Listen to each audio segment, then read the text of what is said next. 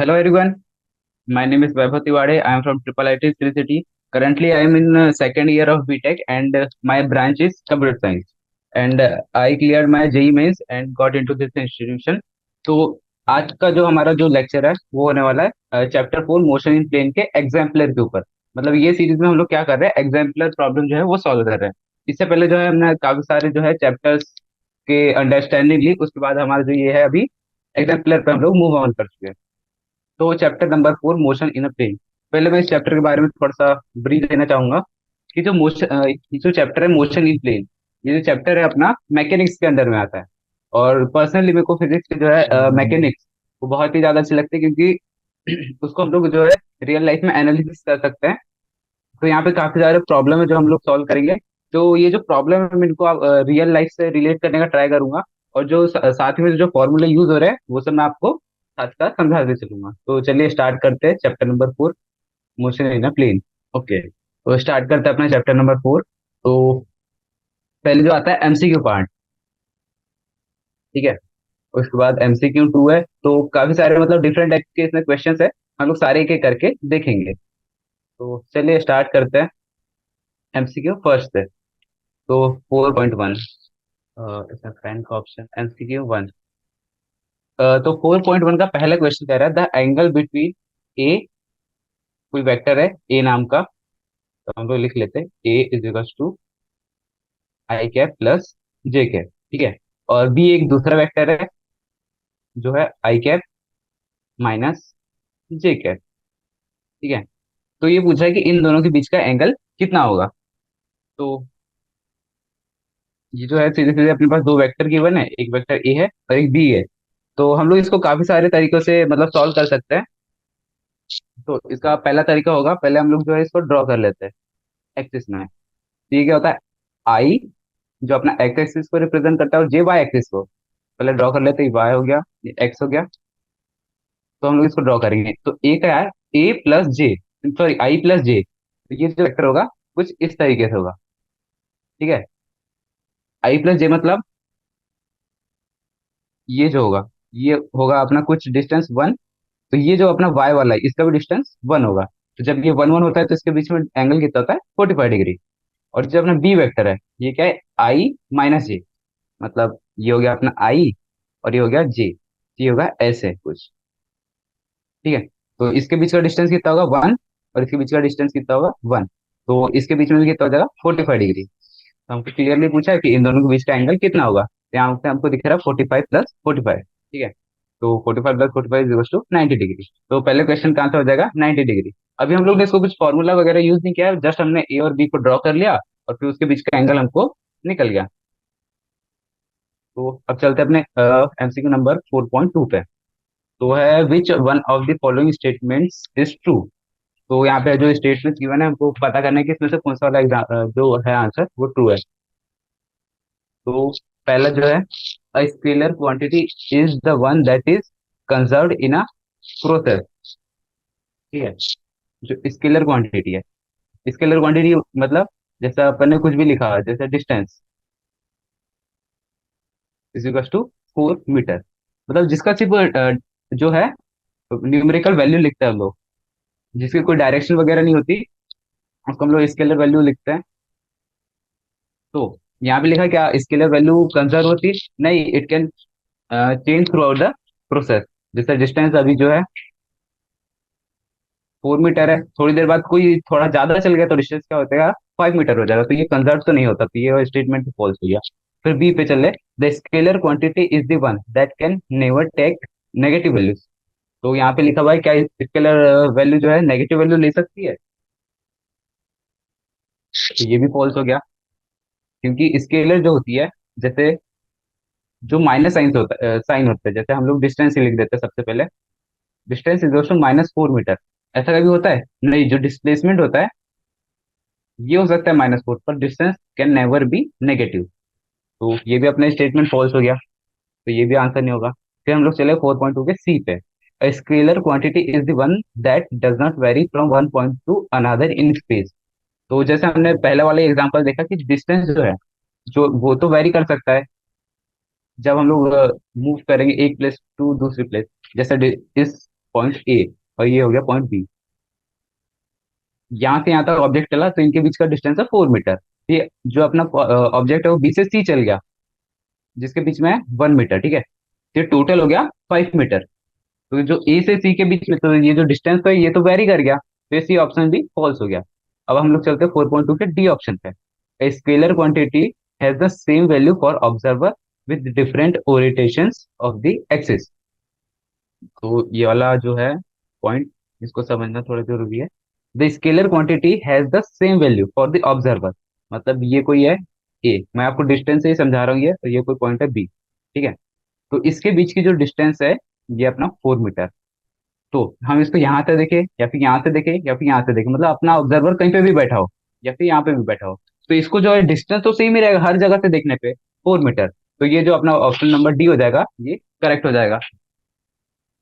Scalar quantity has the same value for observer with different orientation. तो 4.2 का जो होगा ऑप्शन नंबर डी करेक्ट हो जाएगा। तो अब चलते हैं नेक्स्ट वाले ऑप्शन पे, सॉरी नेक्स्ट वाले क्वेश्चन पे। तो ये है 4.3। तो 4.3 क्वेश्चन का क्या कहना है कि फिगर 4.1 शोज, मतलब ये कोई फिगर है तो हम लोग इसको ड्रॉ कर लेते हैं सबसे पहले। ये रहा अपना फिगर, ठीक है। ये हो गई एक्स एक्सिस, ये हो गई वाई एक्सिस। ये बोल रहा है कि यहाँ पे दो वेक्टर है, एक यू वेक्टर है जो कि ये है, ठीक है, और एक वी वेक्टर है ऐसे करके। तो ये बोल रहा है कि यू वेक्टर जो है ये है, तो यू वेक्टर गिवन है अपने पास, U is equal to A I cap plus B J cap. और जो अपना वी वेक्टर है वो गिवन है अपने पास P I cap plus Q J cap, ठीक है। तो ये बोल रहा है कि which of the following is correct. तो सिंपली अब हम लोग को ऑप्शन पढ़ना है और इसके बारे में कमेंट करना है। तो पूछ रहा है कि करेक्ट कौन सा है। तो पहला ऑप्शन पढ़ते हैं, A and P are positive while B and Q are negative. तो पहले हम लोग इसको थोड़ा सा एनालाइज कर लेते हैं। यू क्या है, ए प्लस बी जे, और ये अपना वाई एक्सिस हो गया और ये एक्स एक्सिस हो गया। मतलब इसका जो ये होएगा बी वैल्यू और ये होएगा ए वैल्यू। तो हमको क्लियरली दिख रहा है कि पॉजिटिव वाई में है और ये पॉजिटिव एक्स में, तो इसमें ए भी पॉजिटिव होएगा और जो बी है वो भी पॉजिटिव होगा, ठीक है। अब अपन वी तरफ चलते हैं। वी में क्या है ये, तो वी का जो है अपन ऐसे चेक करेंगे। तो वी का जो y है ये तो नेगेटिव होगा, y मतलब ये क्यू वाला जो है, क्यू क्या हो जाएगा नेगेटिव, हो जाएगा अपना नेगेटिव। और जो p है ये तो अपना अभी भी प्लस एक्स में ही है, तो जो अपना क्यू p हो जाएगा वो हो जाएगा पॉजिटिव।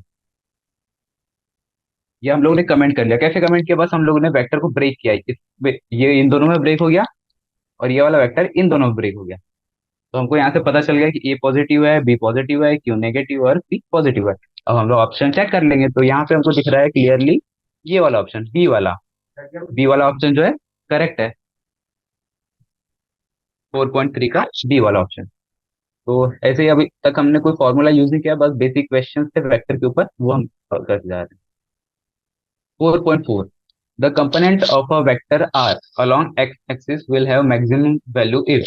ये बोल रहा है कि ये अपना कोई प्लेन है, ठीक है, ये हो गया अपना वाई और ये हो गया अपना एक्स। तो ये कह रहा है कि द कोई वेक्टर है अपने पास आर, ठीक है, उसका जो है मैक्सिमम वैल्यू कब होगा एक्स एक्सिस के अलोंग। तो एक्स एक्सिस के अलोंग हम लोग बहुत सारे वेक्टर एक बार ड्रॉ करके देखते हैं ट्रायल के लिए, हिट एंड ट्रायल जैसे हम लोग इसको सॉल्व करने का ट्राई करेंगे। तो बोला कि एक्स में सबसे ज्यादा मैक्सिमम वैल्यू कब होगी। तो ये वाला वेक्टर की जो है इतनी होगी एक्स की वैल्यू, ये वाले वेक्टर की जो है इतनी वैल्यू होगी एक्स की। ये वाले वेक्टर को हम लोग जब इसका शेडो निकालेंगे तो इतना वैल्यू होगा, और ये वाले एक्स का इतना। तो जैसे जैसे हमारा जो एक्स एक्सिस के साथ एंगल जीरो होता जा रहा है, मतलब डिक्रीज करता जा रहा है, वैसे वैसे एक्स में जो है इसका डिस्टेंस इंक्रीज करता जा रहा है, ठीक है। तो हम लोग ये पाया कि जब एक्स के साथ जब 0 डिग्री होगा, एक्स के साथ 0 डिग्री होगा, तब जाके अपना वेक्टर जो होगा वो मैक्सिमम होएगा। तो अब सीधे सीधे ऑप्शन पे चलते 4.4 के। R is along positive y axis, R is along positive x axis, यहाँ पे हमारे जो ऑप्शन नंबर बी होएगा ये करेक्ट हो जाएगा, 4.4 का बी। अब चलते हैं अपन 4.5 के ऊपर। तो 4.5, the horizontal range of a projectile fired at an angle of 15 degree is 50 metre. तो ये अपन लोग पहले कुछ ड्रॉ कर लेते हैं एक्सिस। ये हो गया वाई एक्सिस और ये हो गया एक्स एक्सिस। ठीक है, वाई एक्सिस एक्स एक्सिस। तो ये कह रहा है कि कोई जो है अपन लोग ने क्या किया, एक प्रोजेक्टाइल फायर किया। मतलब ये जीरो पे हम लोग कंसिडर कर लेते हैं, यहाँ से हम लोगों ने प्रोजेक्टाइल फायर किया। प्रोजेक्टाइल मतलब होता है ये। ठीक है, फायर किया तो हॉरिजॉन्टल, यहाँ पे लिखा है ना हॉरिजॉन्टल रेंज। तो हॉरिजॉन्टल रेंज मतलब क्या हो जाएगा, ये कितना है, 50 मीटर्स। और इसको हमने किस एंगल पे फेंका था, 15 डिग्री से। ये हो गया अपना 15 डिग्री। ये सब क्वेश्चन में गिवन है। If it is fire with the same speed, जब हम लोग उसकी स्पीड जो है वेलोसिटी सेम रखेंगे, और जो है अपना एंगल वो 45 डिग्री कर देंगे, और एंगल को हम लोग चेंज कर रहे हैं 15 डिग्री से 45 डिग्री पे, तो ये पूछा है कि रेंज कितनी होगी। तो इसमें हम लोग को अब थोड़ा फॉर्मूले वगैरह तरफ जाना पड़ेगा। तो 4.5। ठीक है, कहाँ पे सॉल्व करें, ठीक है ये है। तो ये है वेक्टर अपना। ठीक है, तो इसका जो ये वाला कंपोनेंट हो जाएगा, वेक्टर को ब्रेक करना सबको आता है। तो ये हो जाएगा कॉस वाला, कॉस 15 डिग्री, और ये हो जाएगा साइन 15 डिग्री। ठीक है, ये वाला कंपोनेंट कॉस होता है और ये वाला साइन होता है, और इसका वैल्यू कितना है, 50 मीटर्स। तो कॉस ऑफ 15। ओके, तो रेंज जो होती है अपनी वो कितनी होगी, रेंज का फॉर्मूला जो है अपना, वो मैं एक बार लिख लेता हूँ यहाँ पे। रेंज का formula U square sine 2 theta by G. ये क्या होता है अपना, रेंज का फॉर्मूला। और ये फॉर्मूला याद नहीं है तो आपको याद करना पड़ेगा, इसका डेरिवेशन आपको चैप्टर के टाइम पे समझाया होगा, बट स्टिल ये एक इंपॉर्टेंट फॉर्मूला तो याद तो रहना चाहिए क्योंकि काफी जगह यूज होता है। तो रेंज का ये फॉर्मूला है। ठीक है, तो रेंज हमको क्या बोला है, 50 मीटर्स। ठीक है, तो हम लोग इसको कर देंगे 50 is equal to you square, और साइन 2 थीटा, मतलब थीटा कितना है अपने पास 15 डिग्री, तो साइन 2 थीटा क्या हो जाएगा, साइन 30। क्या हो जाएगा, साइन 30 डिग्री अपॉन जी। तो जी को यहाँ पे कितना कंसिडर करते हैं, अप्रोक्सीमेशन के लिए हम लोग इसको 10 मान लेते हैं। ठीक है, तो यहाँ से जो साइन 30 की वैल्यू कितनी होगी, 1/2। तो 50 × 10 डिवाइड बाय 1/2, क्या हो जाएगा, ये यू स्क्वायर हो जाएगा। ये 500, 1000, ये हो जाएगा 1000 का रूट। कितना हो जाएगा ये यू। ठीक है, तो अब आगे क्या पूछा, जब एंगल 45 डिग्री होगा, तो फिर से हम लोग सेम फॉर्मूला पुट करेंगे, रेंज वाला। तो रेंज का फॉर्मूला फिर से एक बार लिख लेते हैं। Range is two you square sine 2 theta upon G. तो यू स्क्वायर कितना है, 1000, क्योंकि यू था अपना √1000, तो यू स्क्वायर हो गया 1000। और साइन 2 थीटा, थीटा कितना है 45, 45 मल्टीप्लाई बाय 2 90, तो साइन 90 कितना होता है 1। और जी कितना हुआ है 10। ठीक है, तो ये रेंज कितना हो जाएगा अपने पास, क्लियरली यहाँ से दिख रहा है, 10 से 1000 कैंसिल, 100 मीटर्स। तो ये हो गया अपना प्रॉब्लम नंबर 4.5 भी क्लियर, जिसका आंसर है 100। तो अब चलते हैं नेक्स्ट प्रॉब्लम पे, प्रॉब्लम 6 पे। तो यहाँ पे लिखा है consider the quantities pressure, power, energy, impulse, gravitational potential, electrical charge, temperature, area. Out of this the only vector quantities are. तो ये अपने को कुछ क्वांटिटीज गिवन है, जो एक बार लिख लेते हैं। Pressure, power, energy, impulse, gravitational potential, electrical charge charge. ठीक है, और क्या गिवन है, टेम्परेचर और एरिया। ठीक है, टेम्परेचर और एरिया। तो मेरे पास कुछ जो है क्वांटिटीज गिवन है। अब ये पूछ रहा है इसमें से कौन सी वेक्टर क्वांटिटीज है और कौन सी स्केलर क्वांटिटीज है। तो हम लोग जो है सबके फॉर्मूले लिखेंगे। ओके, तो प्रेशर क्या होता है, force into force per unit area. ठीक है, प्रेशर होता है force per unit area. Power का क्या फॉर्मूला होता है, एनर्जी होती है अपनी impulse gravitation, potential, electrical charge और टेम्परेचर। तो पहले हम लोग ऐसे कैंसिल आउट करेंगे कौन सी जो क्वांटिटीज वो वेक्टर नहीं होती। तो टेम्परेचर ये तो बिल्कुल भी वेक्टर नहीं होता, क्योंकि टेम्परेचर तो अपना क्या है, डिग्री सेल्सियस होता है, तो इसका कोई वो नहीं होता, कहते हैं डायरेक्शन। तो ये तो कैंसिल हो गया। फॉर्मूले के बिना हम लोग ट्राई करते हैं इस क्वेश्चन को करने का। इलेक्ट्रिकल चार्ज, तो इलेक्ट्रिकल चार्ज का भी कोई डायरेक्शन नहीं होता, तो ये भी कैंसिल हो गया। और फिर जो अपना एरिया है, एरिया क्या क्या कंसिडर करते हैं हम लोग, जो एरिया है, जैसे किसी स्क्वायर हो गया, किसी रेक्टेंगल हो गया, या फिर किसी सर्कल हो गया, तो हम लोग क्या कंसिडर करते हैं, तो इसका जो एरिया है वो ऐसा ऊपर साइड है, मतलब हॉरिजॉन्टली अप, सॉरी अपवर्ड है, मतलब प्लेन के ऊपर है, तो इसको हम लोग वेक्टर कंसिडर करते हैं। फिर आएगा अपना इम्पल्स। इम्पल्स होता है एफ इंटू डेल्टा टी। ठीक है। तो एफ क्या होता है, फोर्स। फोर्स का तो अपने को पता है डायरेक्शन होता है, क्योंकि किसी एक डायरेक्शन में हम लोग फोर्स लगाते हैं, तो फोर्स का डायरेक्शन होता है। और जो टी होता है टाइम, तो इसका तो कोई डायरेक्शन नहीं होता, तो जिसका डायरेक्शन होता है मल्टीप्लाई बाय स्केलर, तो वेक्टर मल्टीप्लाई स्केलर क्या होता है, वेक्टर। तो इसका भी अपने जो है पता चल गया कि हाँ ये भी वेक्टर है। अब आती बात एनर्जी की। तो एनर्जी होती है स्केलर, और पावर क्या होती है, एनर्जी पर यूनिट टाइम। तो स्केलर बाय स्केलर क्या होगा, ये भी स्केलर हो जाएगा। प्रेशर, प्रेशर क्या होता है, फोर्स पर यूनिट एरिया। तो यहाँ पे इसका भी डायरेक्शन होता है और इसका भी डायरेक्शन होता है, तो ये जो जो डायरेक्शन है ये कैंसिल हो जाता है, ये भी हो जाएगा स्केलर। ठीक है। तो अपने पास क्या क्या आया वेक्टर में, एक आया इम्पल्स और एक आया एरिया। ठीक है। तो अपने पास दो क्वांटिटी है जो अपने पास वेक्टर है, तो इसका ऑप्शन हो जाएगा ऑप्शन नंबर बी, 4.6 का। अब हम लोग चलते हैं क्वेश्चन नंबर 7 पे, 4.7 पे। तो अब हमको न्यू पेज की जरूरत है। ओके। सो यहाँ पे आ गया 4.7। इन अ टू डायमेंशनल मोशन, मतलब ये हो गई अपनी वाई एक्सिस और ये हो गया अपना एक्स एक्सिस। तो ये बोल रहा है कि टू डायमेंशनल मोशन मतलब ये इस प्लेन में कहीं भी घूम सकता है। तो instantaneous speed v naught is a positive constant, then which of the following are necessarily true. मतलब जो अपनी स्पीड है, स्पीड की बात हुई है यहाँ पे, वी नॉट, ठीक है, पॉजिटिव है बोल रहा है। तो ये जो स्टेटमेंट है इसके ऊपर कमेंट करना है कि कौन से ट्रू है।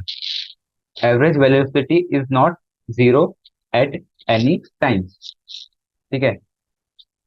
तो जब अपनी speed v naught always positive है, तो यहाँ से हम लोग का जो ऑब्जेक्ट है वो स्टार्ट हुआ मान लीजिए, और ये ऐसे घूम के कांस्टेंट स्पीड में वापस यहीं पे आ गया, तो इसका डिस्प्लेसमेंट तो जीरो हो गया, और जब डिस्प्लेसमेंट जीरो हो गया तो इसका जो वेलोसिटी हो जाएगा एवरेज वाला, क्योंकि एवरेज डिस्प्लेसमेंट जीरो हो गया तो एवरेज वेलोसिटी भी जीरो हो जाएगा। ये पहला ऑप्शन तो कैंसिल हो गया। फिर average acceleration must always vanish, मतलब कोई ऑब्जेक्ट ऐसे यहाँ से स्टार्ट करता है और फिर कांस्टेंट स्पीड से यहाँ पे पहुंचता है, पॉइंट ए से पॉइंट बी तक के। ठीक है। तो ये क्या हो रहा है, average acceleration must always vanish. ऐसा जरूरी थोड़ी है, क्योंकि एक ऑब्जेक्ट जो है अपना ए से स्टार्ट करता है और बी पे रीच करता है, तो इस थ्रू आउट जर्नी में इसका जो है डिस्प्लेसमेंट जो है चेंज होता जा रहा है, चेंज होता जा रहा है, मतलब एक्सेलरेशन भी चेंज होगा।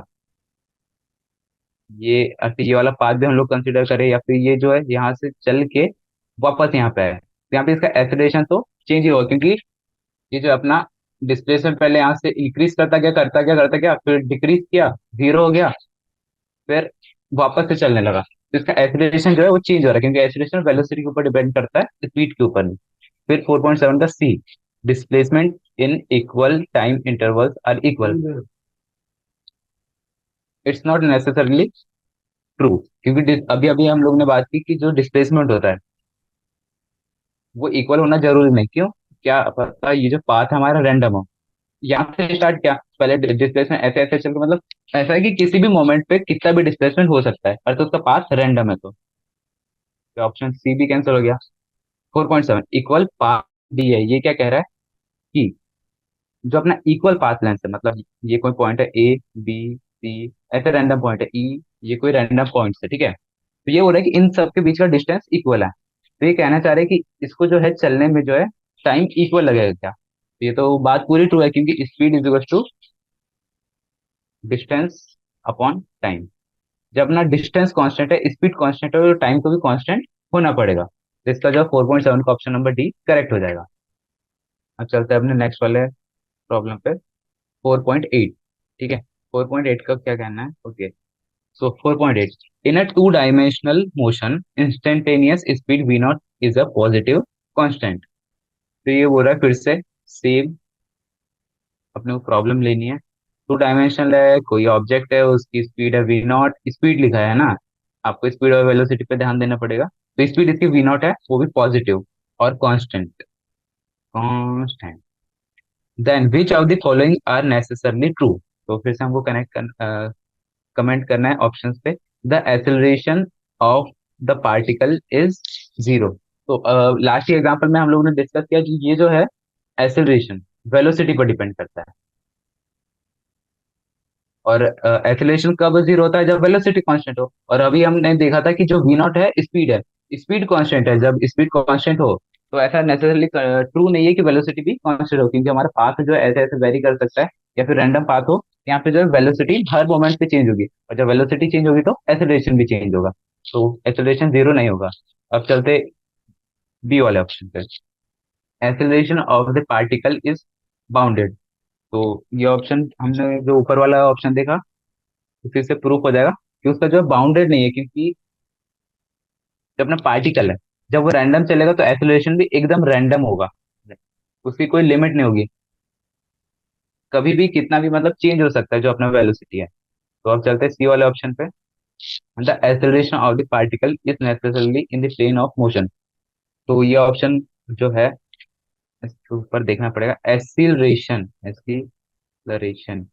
डिपेंड्स अपॉन वेलोसिटी, ठीक है। और वेलोसिटी किसके ऊपर डिपेंड कर रही है, अपनी कांस्टेंट स्पीड के ऊपर। जो अपनी स्पीड है वो तो टू डायमेंशन में ट्रेवल कर रही है, तो अपनी वेलोसिटी भी इसी टू डायमेंशन में होगी। और जब ये वेलोसिटी भी इसी टू डायमेंशन में होगी तो एक्सेलरेशन को भी इसी जो है टू डायमेंशन में होना पड़ेगा। तो ये जो अपना 4.8 का सी ऑप्शन करेक्ट है। एक बार डी ऑप्शन भी चेक कर लेते हैं क्या कह रहा है। तो a particle must be under going in a uniform circular motion. जरूरी नहीं है, क्योंकि यहाँ पे स्पीड की बात की है, तो कांस्टेंट स्पीड के लिए वो स्ट्रेट लाइन में भी ट्रेवल कर सकता है, क्योंकि इसमें भी तो स्पीड कांस्टेंट होगी। ये ऑप्शन डी भी फेल होता है, तो इसका करेक्ट आंसर है ऑप्शन नंबर सी। तो 4.9 है। तो 4.9, 4.9 में क्या है, three vectors A B C add up to zero. ये अपना कोई वेक्टर है ए बी और सी। ये कह रहा है कि vector A plus vector B plus vector C is equal to zero. ये इसमें कहना है, तो फाइंड विच इज फॉल्स। तो ये कह रहा है ए क्रॉस बी, मतलब इनके बीच में क्या है, cross product, cross C is not zero unless B and C are parallel. तो ओके, तो इसको हम लोग थोड़ा अलग टाइप से लिखने का ट्राई करते हैं। इसको हम लोग जो है B multiplied by A plus B plus C, जो कि है जीरो अपना, जीरो मल्टीप्लाई बाय कुछ vector is equal to zero. ऐसे हम लोगों ने इसको रिराइट कर लिया। अब इसका क्या हम लोग अंदर में मल्टीप्लाई कर देंगे, किसका, बी में।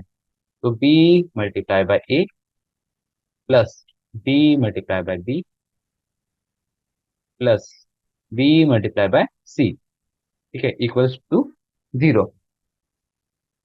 जो अपना जो दो वेक्टर है, जो सेम वेक्टर के बीच में जब क्रॉस प्रोडक्ट होता है, ये आप लोग को पता होना चाहिए कि जो दो सेम वेक्टर के बीच में क्रॉस प्रोडक्ट क्या होता है, जीरो। तो हम लोग इसको जीरो लिख देंगे। तो इन दोनों को जब हम देखेंगे तो B multiply by A, B cross A is equal to minus of B cross C, ठीक है। ये हम लोग ने अभी जो गिवन था उससे हम लोगों ने ला लिया है।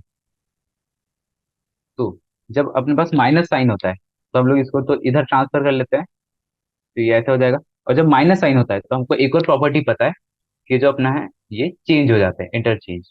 ठीक है, तो हम लोग जो है 4.9 का ए वाला ऑप्शन देखते हैं। Cross C is not zero unless B and C are parallel. तो हम लोग क्या करेंगे, अब इसमें सी का मल्टीप्लीकेशन कर देंगे दोनों साइड। ओके, तो ये हो जाएगा A multiply by B, sorry A cross B cross C is equals to B cross C cross C. अब फिर से पढ़ेंगे हम लोग जो ऑप्शन गिवन था, इज नॉट जीरो। ये वाला जो है is not zero unless B and C are parallel. तो जब बी और सी पैरेलल होंगे तो क्या हो जाएगा इसके बीच में एंगल, जीरो। तो क्रॉस प्रोडक्ट पता है कि दो पैरेलल वेक्टर के क्रॉस प्रोडक्ट क्या होते हैं, जीरो। तो zero multiply by zero, zero. तो ये जो अपना ऑप्शन नंबर ए है ये करेक्ट हो गया। ये हम लोग ने प्रूव किया ना अभी अभी, जब अपने बी और सी जब वो पैरेलल होंगे तो ये इसका मल्टीप्लाई क्रॉस प्रोडक्ट जीरो हो जाएगा, तो ये हो जाएगा जीरो। तो ये स्टेटमेंट क्या हो जाएगा अपना, ट्रू। तो अपने को फाइंड क्या करना है, फॉल्स। तो अब चलते हैं अपन ऑप्शन नंबर बी के ऊपर। बी में लिखा है A cross B dot C is not zero unless B and C are parallel. तो फिर से जो हम लोग ने लास्ट में जो लास्ट ऑप्शन में जो रिजल्ट डिराइव किया था उसको लेते, A cross B is equal to क्या था, ये वाला is equal to B cross.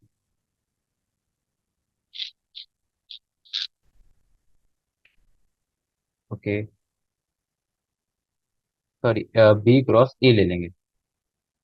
ठीक है, ये कब ट्रू होता है, is equal to zero. It is true always जब ए क्रॉस बी और बी क्रॉस ए इक्वल हो। A cross B, sorry A cross B minus B cross A, ये क्या होता है, ऑलवेज ट्रू होता है। ठीक है, जब दो वेक्टर का हम लोग पहले क्रॉस प्रोडक्ट करें फिर उनको रोटेट कर दे उनकी पोजीशन और फिर उसका क्रॉस प्रोडक्ट निकाले और फिर दोनों का डिफरेंस ले ले, तो वो क्या होता है, ऑलवेज जीरो। ये आप लोग को समझना पड़ेगा।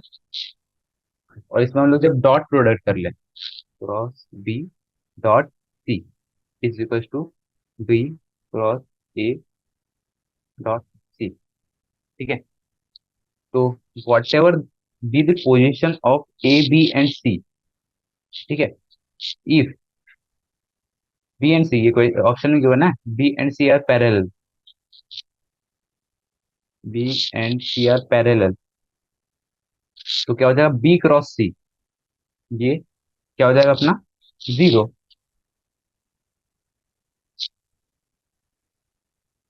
जब बी क्रॉस सी जीरो हो जाएगा तो ये पूरा जो हो जाएगा अपना जीरो हो जाएगा। तो ये ऑप्शन भी ट्रू हो गया और अपने को फाइंड क्या करना है, फॉल्स। तो अब हम लोग नेक्स्ट वाले ऑप्शन पे मूव कर जाएंगे। तो 4.9 का सी वाला option, if A B C define a plane. तो ए कोई वेक्टर है, बी ये कोई वेक्टर है और सी ये कोई वेक्टर, मतलब ये एक प्लेन में, तीनों एक प्लेन में, ये कोई प्लेन को डिफाइन कर रहे हैं। तो A cross B cross C is in that plane, तो इसको थोड़ा प्रूव करना पड़ेगा। ओके, सो ये जो अपना सी ऑप्शन ये बोल रहा है कि ए बी और सी एक प्लेन को डिफाइन कर रहे हैं। फिर बोल रहा है कि ए क्रॉस बी क्रॉस सी ये वेक्टर है, ये क्या होना चाहिए, ये भी इसी प्लेन में होना चाहिए। तो हम लोग जो अपना है ए क्रॉस बी, पहले इसको कंसिडर करते हैं। ये क्या हो जाता है, ए बी साइन थीटा। ये आप लोग को पता है cross product A B sine theta. इसका जो डायरेक्शन क्या होता है, साइन थीटा। तो इसका जो डायरेक्शन होता है वो साइन थीटा, मतलब एक्स के परपेंडिकुलर होता है। क्योंकि साइन थीटा है ना, तो ये ऊपर साइड होगा, मतलब प्लेन के बाहर साइड होगा। और फिर जब हम इसका मल्टीप्लीकेशन सी के साथ करेंगे, ए क्रॉस बी क्रॉस सी, तो फिर इसका जो क्रॉस प्रोडक्ट होगा ये होगा प्लेन के परपेंडिकुलर एक्स के, और ये सी, तो ये उसके परपेंडिकुलर हो जाएगा।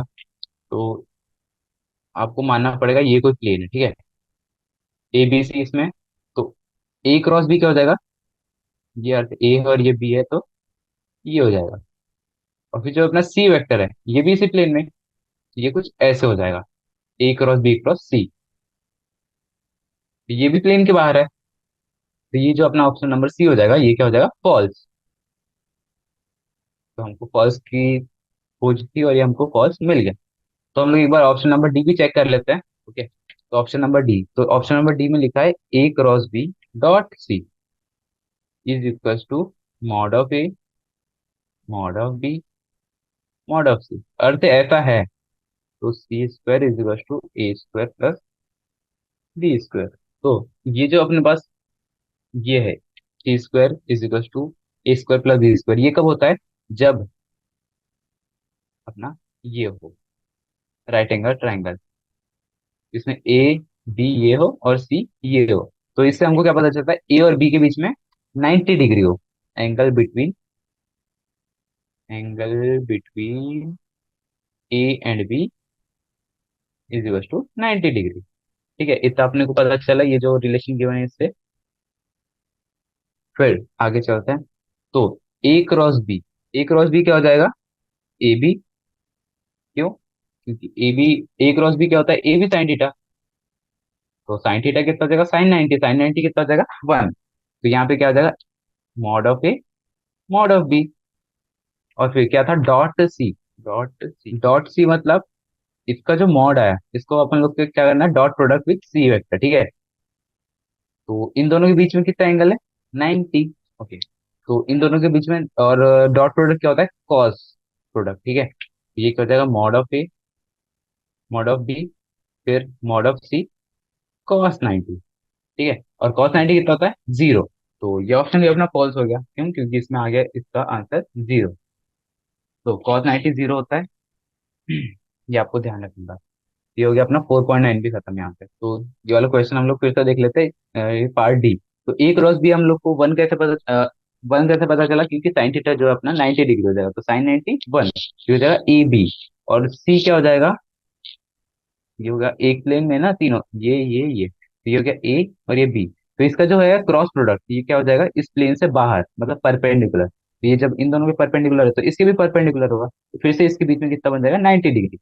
तो फिर यहाँ पे हम लोग ने कॉस 90 ले लिया, तो फिर इसका प्रोडक्ट आ गया 0। तो ये अपना डी ऑप्शन भी फॉल्स, मतलब ट्रू है। ट्रू है, तो ये जो है आंसर नहीं हो पाएगा। तब चलते हैं हम लोग 4.10 के ऊपर। ओके, सो 4.10 ये है, इट इज फाउंड दैट, कोई वेक्टर है ए प्लस बी, तो वेक्टर का वेक्टर सम का मॉड इज इक्वल टू ए। ठीक है, ये अपने पास गिवन है। दिस नेसेसरली इम्प्लाइज, ये बोल रहा है कि ये कब ट्रू होगा। तो यहाँ पे ऑप्शन ए गिवन है, बी इज इक्वल टू 0। ये बोल रहा है नेसेसरली एम्प्लाइज, मतलब आपको ध्यान देना कि ये जो कंडीशन गिवन है, ऐसी कौन सी कंडीशन वो होनी ही चाहिए। तो ये कब कब हो सकता है, बी इज इक्वल टू 0। ठीक है, तो ए ऑप्शन ठीक है। और अगर सिर्फ बी 0 है, तो अपना क्या हो जाएगा, mod of A is equal to mod of A. ये जो है अपना ऑप्शन करेक्ट हो जाता, पर हमारे पास एक और कंडीशन है। कौन सी, जब बी इज इक्वल टू -2 ए हो। तो -2 ए होगा तो क्या होगा, इन दोनों का सम क्या हो जाएगा, बी और ए का, ये हो जाएगा, फिर क्या आ जाएगा ए, तो ये ए इक्वल टू ए हो जाएगा। और हम लोग से इसने पूछा है नेसेसरी कंडीशन, तो पहला वाला तो फेल होगा, क्योंकि नेसेसरी कंडीशन नहीं थी वो। उसका एक और सब्स्टिट्यूट मिल गया अपने को। तो अब अपन लोग चलेंगे बी वाले पे, A and B are anti parallel. A and B are anti parallel, anti parallel मतलब ए ऐसे होगा और बी ऐसे होगा। ठीक है, तो यहाँ पे हम लोग को गिवन है A plus B is equal to A, इन सबका मॉड। तो इसको थोड़ा फर्दर सॉल्व करते हैं। तो दोनों को साइड स्क्वायर करते हैं, तो ये हो जाएगा A square plus B square plus 2ab cos theta, 2a cos theta is equal to A mod A का स्क्वायर। ठीक है, तो थीटा जो है एंगल वेक्टर ए और वेक्टर बी के बीच का एंगल है। तो यहाँ पे हम लोग क्या है, बी कॉमन ले लेंगे, इससे ये कैंसिल हो जाएगा ना, क्योंकि ये तो स्केलर है, तो यहाँ से हम लोग बी कॉमन ले लेंगे। तो यहाँ पे बचेगा बी का mod plus 2a cos theta, 2a cos theta, ठीक है, इज इक्वल टू 0। फिर यहाँ से जो अपना बी वेक्टर है वो भी कैंसिल हो जाएगा। तो यहाँ से हमारे पास जो रिलेशन आएगा cos थीटा का, वो आ जाएगा cos theta is equal to minus of B vector by 2a magnitude, ठीक है। तो एंटी पैरेलल का मीनिंग क्या होता है, cos थीटा क्या हो जाएगा, मतलब थीटा क्या हो जाएगा 180 डिग्री, और cos 180 डिग्री क्या हो जाएगा, cos 180 हो जाएगा आपके पास 0। ओके, cos का एक बार ग्राफ बना लेते हैं। क्रॉस का ग्राफ होती होता है 90 डिग्री, 90 डिग्री हो जाएगा। सॉरी, cos 180 क्या होता है, ये हो गया 90 डिग्री, ये हो गया 180 डिग्री। तो यहाँ पे हो जाएगा -1, ठीक है। तो अपने पास रिजल्ट क्या आया यहाँ से, -1 is equal to mod of B, ये भी माइनस साइन था, 2 मॉड ऑफ ए, ठीक है। ये माइनस से माइनस कैंसिल हो गया, तो 2a is equal to mod of B. तो ये एंटी पैरेलल क्या हो गई अपनी, तो नेसेसरी कंडीशन हो गई ये इक्वल होने के लिए। क्यों, क्योंकि जब ये एंटी पैरेलल होते हैं तो इनके बीच का एंगल होता है 180 डिग्री, और ये जो अपना जो कंडीशन गिवन थी इसको सही प्रूव कर रहा है। एक बार ये भी चेक कर लेते हैं, ये वाला option A and B are perpendicular. तो फिर से हम लोग अपना कॉस थीटा वाला रिलेशन लिख लेते हैं। तो यह आ जाएगा cos theta is equal to minus of vector B by twice of vector. तो कॉस 90 कितना होगा, क्योंकि परपेंडिकुलर है ना, कॉस 90 कितना हो जाएगा 0। तो minus of B equal to of A. तो यहाँ पे तो अपने को 0 इक्वल टू आएगा, और जो अपने जो मैग्नीट्यूड है वेक्टर के, ये भी सब 0 0 होना पड़ेगा। तो ये कोई कंडीशन ही नहीं है, क्योंकि परपेंडिकुलर में 0 हो जाएगा, ये भी मल्टीप्लाई बाय 0 0 हो जाएगा, बी भी 0 हो जाएगा। तो ये कोई कंडीशन ही नहीं है। और A dot B should be less than 0। A dot B is less than 0 मतलब mod of A mod of B cos theta should be less than equal to 0। तो ये एक पॉजिटिव चीज हो जाएगी, ये एक पॉजिटिव चीज हो जाएगी, और कॉस थीटा नेगेटिव इस पोर्शन, ठीक है। तो होता है 90 से 370 डिग्री। तो हम लोग ने अभी अभी प्रूव किया जैसे कि ये परपेंडिकुलर में तो है ही नहीं नेसेसरी कंडीशन, क्यों, क्योंकि वहां पर उसकी जो वैल्यू थी वो 0 हो जा रही थी। तो ये जो अपना ऑप्शन नंबर जो हम लोग ने भी प्रूव किया अभी अभी, वो करेक्ट है। तो यहाँ पे हमारा 4.10 भी खत्म होता है। तो ये था MCQ 1, ये फिनिश होता है। अब MCQ 2 स्टार्ट करते हैं।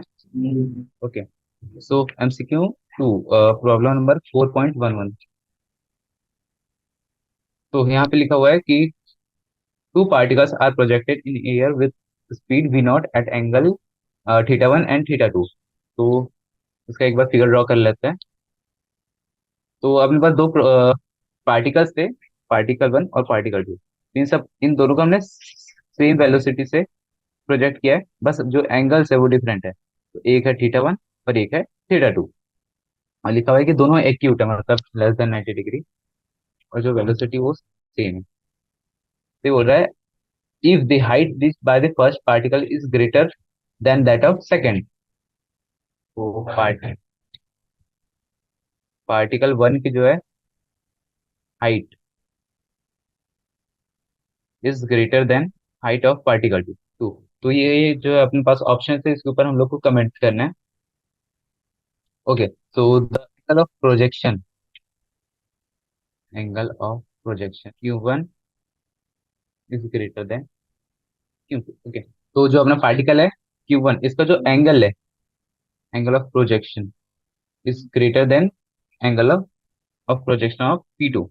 तो ये तो ट्रू इक्वेशन है, क्यों, क्योंकि जो इसकी इक्वेशन होती है हाइट, मैक्सिमम हाइट की, वो क्या होती है, U² sign square 2 theta bye 2G। तो क्लियरली हमको गिवन है कि H1 is greater then H2। तो यहाँ पे जो अपना U सेम है और 2G, ये दोनों तो सेम हो जाएंगे। तो यहाँ पे हमको कंपेयर करना है sine square 2 theta 1 is greater than sine square two theta two. Okay, इसको हम लोग इधर ट्रांसफर कर देंगे, तो ये हो जाएगा sine square two theta one minus sine square two theta two should be greater than zero. तो यहाँ पे A square plus, sorry, A square minus B square वाली जो है आइडेंटिटी बन रही है, तो हो जाएगा ए प्लस बी और A minus B should be greater than zero. तो हो जाएगा sine of theta one plus sine of theta two multiply by sine of theta one minus sine of theta two, it should be greater than zero. तो ये greater than zero कब होगा? ये दोनों का तो कोई इशू नहीं है, sine theta one plus sine theta two, क्योंकि एक्यूट एंगल और साइन जो होता है 90 डिग्री से कम है, पॉजिटिव होता है। और साइन थीटा वन और थीटा टू के ऊपर ये जो इक्वेशन डिपेंड हो रही है। तो जब theta one greater then theta two होगा, तभी जाके ये जो अपनी आइडेंटिटी ये ट्रू होगी। तो यहाँ से जो रिलेशन था हम लोग ने प्रूफ कर लिया, क्या कि Q one is greater than Q two. अब ऑप्शन नंबर बी पे चलते हैं। Time of flight, time of flight, ठीक है। तो टाइम ऑफ फ्लाइट क्या होता है? टाइम ऑफ फ्लाइट का FLICH, टाइम ऑफ फ्लाइट का फॉर्मूला क्या होता है? 2u sine theta by G. ये फॉर्मूले से इंपॉर्टेंट है। जब हम लोग चैप्टर पढ़ रहे थे तो ये डिराइव किया था, तो आप ये जो फॉर्मूले से इसको याद कर लीजिए, क्योंकि इसे काफी जगह यूज होता है। तो टाइम ऑफ फ्लाइट का जो फॉर्मूला था वो होता है 2u sine theta by G. तो ये क्या बोल रहा है? T1 is greater then T2। तो T1 क्या हो जाएगा? ये भी कांस्टेंट है और ये भी कांस्टेंट है, हो जाएगा sine of theta one greater than sine of theta two. ये हम लोग ने लास्ट ही ऑप्शन में अभी अभी प्रूफ किया कि theta one is greater then theta two, ये गिवन है। तो ठीक है, अपना जो भी ऑप्शन है वो भी करेक्ट हो गया। अब चलते हैं अपने नेक्स्ट ऑप्शन पे, option number C, horizontal range. तो रेंज का क्या फॉर्मूला होता है? U square sine two theta by G. तो यहाँ पे जो यू स्क्वायर हो जाएगा ये कांस्टेंट हो जाएगा दोनों के लिए सेम, और जी जो है ये भी कांस्टेंट है। तो यहाँ पे हम लोग को क्या कंपेयर करना है? Sign two theta, one is greater than sign two theta. जो ये बोला है कि जो थीटा की कंडीशन की बनती, ये था एक्यूट, एक्यूट मतलब 90 डिग्री से छोटा। पर जब साइन टू थीटा हो जाएगा देन इट विल डिक्रीज, क्योंकि इसका जो ग्राफ होता है साइन का कुछ ऐसे होता है, यहाँ तक के तो 90 डिग्री तक के तो इंक्रीज करेगा, फिर उसके बाद डिक्रीज करेगा। तो मे बी जब थीटा वन जो है अपना समथिंग हो, मतलब 60 हो, और थीटा टू 30 हो, 30 ने 45 कंसिडर कर लेते हैं, तो जब इसका ट्वाइस करेंगे तो ये हो जाएगा 120 और ये हो जाएगा 90। तो ये जो है साइन टू थीटा, ये इसकी वैल्यू हो जाएगी वन, और ये साइन टू थीटा क्या हो जाएगा? साइन 120 डिग्री, जो क्लियरली हम ग्राफ से पता चल रहा है ये वन से कम है। तो ये जो कंडीशन है अपने theta one greater then theta two, ये यहाँ पे फेल हो रही है। तो जो हमने एजम्पशन माना था कि जो R1 is greater then R2 है, ये गलत हो गया। तो ऑप्शन नंबर सी भी यहाँ पे डिस्कार्ड हो जाएगा। अब चलते हैं नेक्स्ट ऑप्शन पे, ऑप्शन नंबर डी, ठीक है। ऑप्शन नंबर डी क्या बोल रहा है? Total energy, total energy Q1 is greater then Q2। तो टोटल एनर्जी क्या होती है? Potential energy plus kinetic energy. तो काइनेटिक एनर्जी क्या हो जाएगी? Half mv square. तो काइनेटिक एनर्जी जो अपनी वेलोसिटी के ऊपर डिपेंड करती है। तो वेलोसिटी जो है दोनों के लिए सेम है, तो काइनेटिक एनर्जी को हम लोग कंपेयर नहीं करेंगे, फिर आते हैं हम लोग पोटेंशियल एनर्जी पे। तो पोटेंशियल एनर्जी के लिए क्या आएगा? mgh। तो अपनी जो हाइट है पोटेंशियल एनर्जी उसके ऊपर डिपेंड कर रही है। ओके, तो जो अपनी हाइट है, ओके, तो टोटल एनर्जी के लिए हम लोग को हाइट कंपेयर करनी है, U1 ग्रेटर देन U2। इसमें जो है height H1 greater than H2 होनी चाहिए। बट हम लोग ने अभी अभी देखा कि जो हॉरिजॉन्टल रेंज है, ये जो है हम लोग इसके ऊपर कोई कंक्लूड नहीं कर पा रहे थे, क्योंकि हम लोग को एंगल्स नहीं पता थे, थीटा वन और थीटा टू। जब हम लोग हॉरिजॉन्टल रेंज के ऊपर कमेंट नहीं कर पा रहे थे, वो वेलोसिटी सेम थी। तो जब अपना वेलोसिटी को जब हम ब्रेक करते हैं, तो इसके दो कंपोनेंट आते हैं, एक हॉरिजॉन्टल और एक वर्टिकल। जब वर्टिकली डिसाइडेड नहीं है पहले से, तो हम लोग हॉरिजॉन्टल के ऊपर भी कमेंट नहीं कर सकते, क्योंकि जो प्रोजेक्टाइल है उसकी velocity that is same. Okay, तो जब हॉरिजॉन्टल रेंज का जो है रॉन्ग आ गया, तो जो वर्टिकल हाइट है, वर्टिकल हाइट ये भी सेम ही चीज फॉलो करेगी। Or sorry, H1 should be less than H2। Okay, तो ये जो अपना ऑप्शन नंबर डी, ये भी फॉल्स हो गया। तो 4.11 का जो है ए ऑप्शन करेक्ट था और बी ऑप्शन करेक्ट था। तो यहाँ पे जो है अपना next question 4.12। Okay, so 4.12, particle slides down a frictionless parabolic y equals to x square. तो ये अपने पास जो पैराबोला है, इसकी इक्वेशन गिवन है y equals to x square, और जो ट्रैक है वो है ए बी सी, मतलब ये रहा पॉइंट ए, ये रहा पॉइंट बी और ये रहा पॉइंट सी। तो from rest at point A, तो ए से जो है कोई पार्टिकल हम लोगों ने ड्रॉप कर दिया रेस्ट पे, तो point B as at the vertex, ठीक है, ये पॉइंट बी है। And point C as at the height of, height less than that of point A. तो ठीक है, ये फिगर एक्सप्लेन कर रहा है। तो ये अपने पास कोई पैराबोला है जिसकी इक्वेशन है y equal to x square, और यहाँ पे अपना पॉइंट ए है और ये पॉइंट बी है जो कि वर्टेक्स पे, और ये पॉइंट सी है जिसका जो हाइट है वो ए से कम है। अर्थात ए की हाइट समथिंग है जैसे एच, तो ये जो है सी का हाइट लेस देन एच है। ठीक है, तो ये क्या कह रहा है, after C the particle move freely in air as a projectile. ठीक है, सी के बाद जो अपना प्रोजेक्टाइल होगा यहाँ पर, इसके बाद तो इसमें वेलोसिटी जो है जीरो नहीं होगी, क्योंकि यहाँ पे सीधे से बोला है फ्रिक्शन लेस जो है अपना पैराबोला है।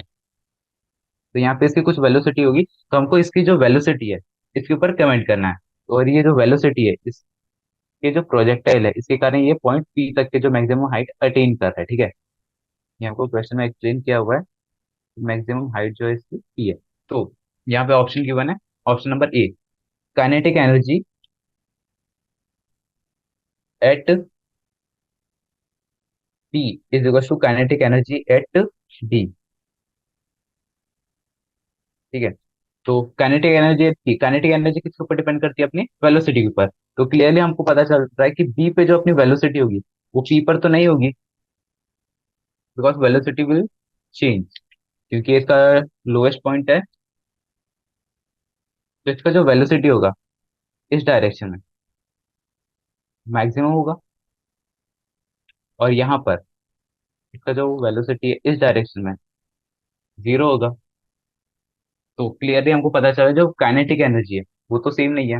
अब चलते हैं option number B, height at P is equal to height at A. So height at A is equal to height at P. ये कह रहा है कि इसकी जो हाइट है वो सेम होनी चाहिए, बट जब हम लोग यहाँ से इसको वेलोसिटी दे रहे हैं, तो इसकी कुछ वेलोसिटी होगी पॉइंट बी पर, यहाँ तक के जाता है सी पर। उसके बाद इसका जो एंगल है वो चेंज होगा, बिकॉज इसका जो ग्रेविटेशनल फोर्स यहाँ पे जो उसके ऊपर अप्लाइड नहीं था, पर यहाँ पे जो ग्रेविटेशनल फोर्स इसको नीचे पुल करेगा, तो इसका जो हाइट होगा, ये वाला वेक्टर, इसका एक ऊपर वाला वेक्टर होगा, नीचे वाला, तो इसका जो मैग्नीट्यूड इन वाई डायरेक्शन है, वेलोसिटी का वाई डायरेक्शन वाला मैग्नीट्यूड धीरे धीरे डिक्रीज करेगा। तो height of A will be less than height of P. ठीक है, और फिर जो ऑप्शन नंबर सी है, total energy at P is equal to total energy at A. तो यह बात हमको ध्यान रखनी की जो टोटल एनर्जी है इज ऑलवेज कंजर्व, जब तक हमारे पास जो एनर्जी का लॉस नहीं हो रहा है, क्योंकि यहाँ पे जो है अपनी काइनेटिक एनर्जी से पोटेंशियल एनर्जी से एनर्जी का ट्रांसफर होगा, एनर्जी कहीं पे डिक्रीज नहीं करेगी, टोटल एनर्जी। ओके, तो जो ऑप्शन सी है ये करेक्ट हो गया, ऑप्शन नंबर सी।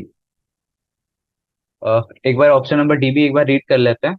तो ऑप्शन नंबर डी बोल रहा है कि time of travel from A to B is equal to time travel from B to P. तो अभी हम लोग ने देखा कि जो